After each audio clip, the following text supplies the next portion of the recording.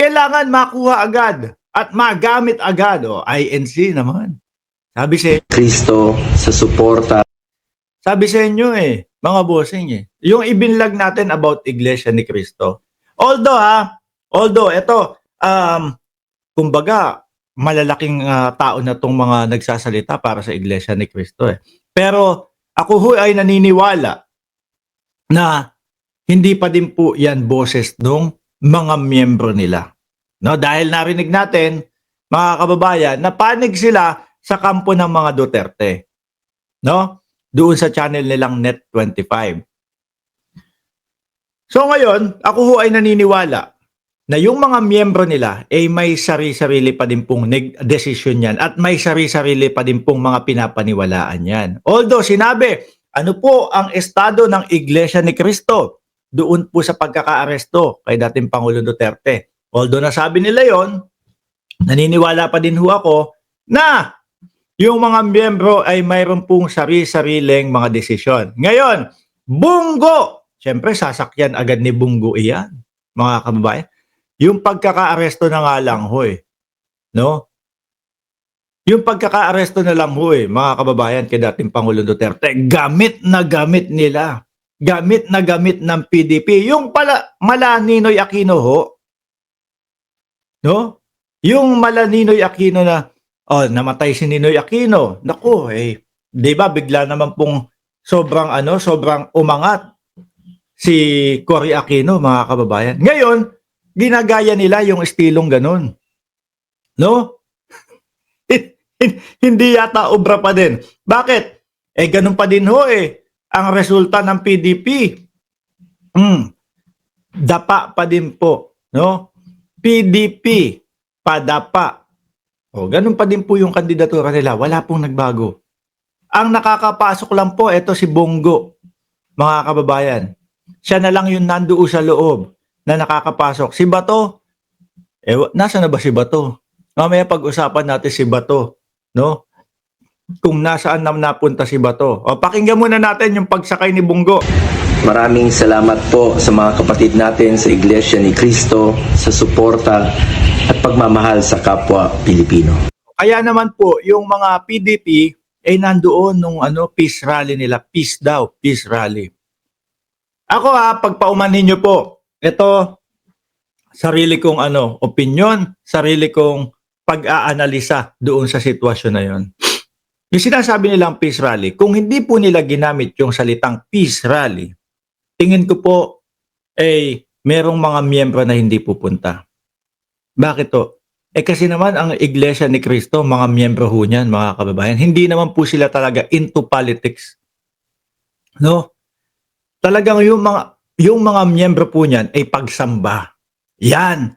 Talagang sila kapag sinabing, ito ang gagawin natin para mahilom ang sugat ng ating bayan, para sa kapayapaan at pagkakaisa ng ating bayan. Pag ganyan po yung sinabi mo sa mga miyembro, mga kababayan, expect nyo po, dadalo ang miyembro ng INC. Ganyan po sila. No? Nakapokus po sila sa kapayapaan, nakapokus po sila sa ikahihilom ng ating bansa. Ganyan po mga bossing. So ginamit nila peace rally, di ba? Pero yung nakita po ng sambayan ng Pilipino halos po politika Kompleto, hindi naman kompleto ang PDP. Pero nandoon ang mga PDP, tapos halos puro politika ang sinabi ni Marcoleta.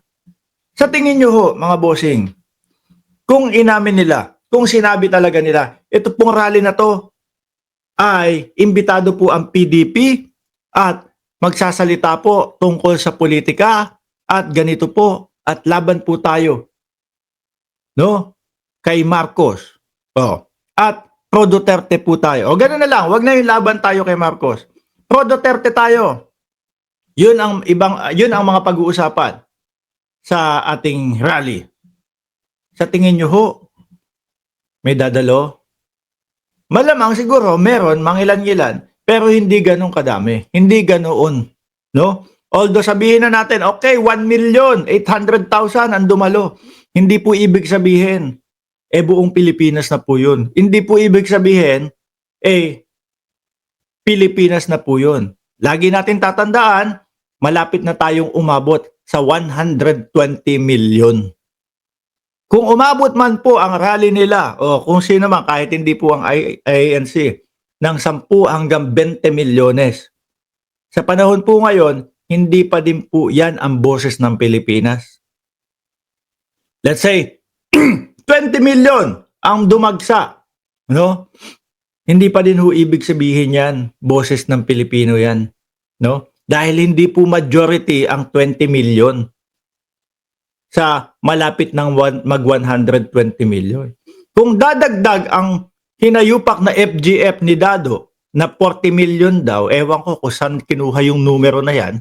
Boss Mark, kamusta na kaya si Dado at ang FGF niya? Ewan ko doon. Huli kong pinanood yun. Parang ice cream vlog na. Ice cream vlog na lang No? Yun na lang ho yung nakita ko na huling vlog ni Dado. Ang sarap po ng ice cream sa Baguio. Ganun na lang. Kung dadagdag yung 40 million na yan, 40 million plus yung exads na numero na sinasabi ko, 20 million, 60 million. Di kalahati na yun.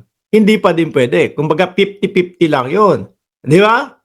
50-50 pa lang din yun. Kailangan at least lumagpas sila, 65 million mag-rally. No, para masabi natin na, naku, etong pagrarally na to, posibleng mapababa nito si Pangulong Bongbong Marcos. Di ho ba? At naniniwala ako, no, etong panahon na ito, 2025, yung dati pong pinapaniwalaan natin na black voting ng INC, pag hindi po pumasok yung pangalang Marcoleta sa top 12, mga kababayan, ibig sabihin, yung black voting po ng INC hindi na masyadong nangyayari. Ilocana, Ma'am in Denmark Vlog, salamat po sa inyong super sticker, Madam. Appreciate po. No? Ibig sabihin, hindi na epektibo yung ganun. Wala na yun. Si Marcoleta, ano po, kahit nung tumakbo pa sa pagkasenador, hindi ko siya binoto. Sabi ni Shiro Kansaki, kalokohan lang yung black voting ng INC. Tuloy. Salamat sa pagiging matatag at patas sa paninindigan. Sa ganitong panahon ng kaguluhan at pagdududa, napakahalaga ng mga boses. Sa inyo nag-umpisa yung gulo di ba? Sa inyo nag-umpisa yung gulo Di ba? Hindi na ako magsasalita ng mas malalim pa. No? Baka pag sinabi pa natin na, naku, nakasuporta pala sila doon sa taong ganun. Doon sa taong, ano sabi sa Panginoon? Estupido. No? Sino ba tong estupido na to? Binuo niya ang sanlibutan. Tapos, sisirain niya. PI. Hindi na tayo lalalim doon. Di ho ba, mga kababayan? Hayaan na natin yon. Tuloy na lang natin si Bungo kung ano yung arte nito. Na naninindigan para sa batas at kapayapaan. Unahin po natin ang kapakanan ng mga Pilipino at ipaglaban ang interes ng bayan. Ang kailangan natin ngayon ay pagkakaisa at pagkilala sa proseso ng ating batas. Meron naman. Naku po. Samantalang yung nagsisisigaw kayo ng adik, si Pangulong Marcos. Di ba? Tapos ngayon, kilalanin po natin ang proseso ng ating batas. Nung panahon ng kayo ay namamayagpag, binubuyo namin ang mga yan para manlaban. Di sana all, no? Alalahanin nyo, Bungo yung mga sinabi ninyo, yung mga interview ninyo nung mga 2016 hanggang 2022, recorded yun. Dapat naaano nyo yun. Isinasaksak nyo sa isip nyo yun. Para kung sakali dumating ang panahon na meron kayong gustong sabihin, like reward system, Pag itinanggi ninyo, alalahanin nyo, meron akong nabanggit sa isang interview sa akin na sinabi ko doon, mayroong reward system. So, mapapahiya kapag ka sinalungat mo yun. Lagi nyong iisipin yun. Meron kayong mga nasabi. Meron ba akong nasabing ganito na ang gagawin ay ipanlalaban nila sa sabi ko ngayon? O, lagi nyong iisipin yun. Siguro, sa inyo, okay na yun. Bakit? Kahit magkabangga-bangga yung aming mga sinasabi, meron namang mga DDS na mga utu-utu sa amin. Di ba, Bunggo? O, ganun ang style eh. Kaya ho sila, tuloy lang. Sabi ni Ma'am Aba, auto-forget kasi sila. Di ba? Iba na ho ngayon. Siguro ho, nung dating panahon, mga 1700s, baka wala pang mga nai-record o wala pang mga magiging papakitang ebidensya. Pero ngayon, 2019 lang yun, nare-record na eh. Yung mga interview eh. Na kapag yung mga sinabi ninyo, sinalungat ninyo, yun din ang gagamitin sa inyo.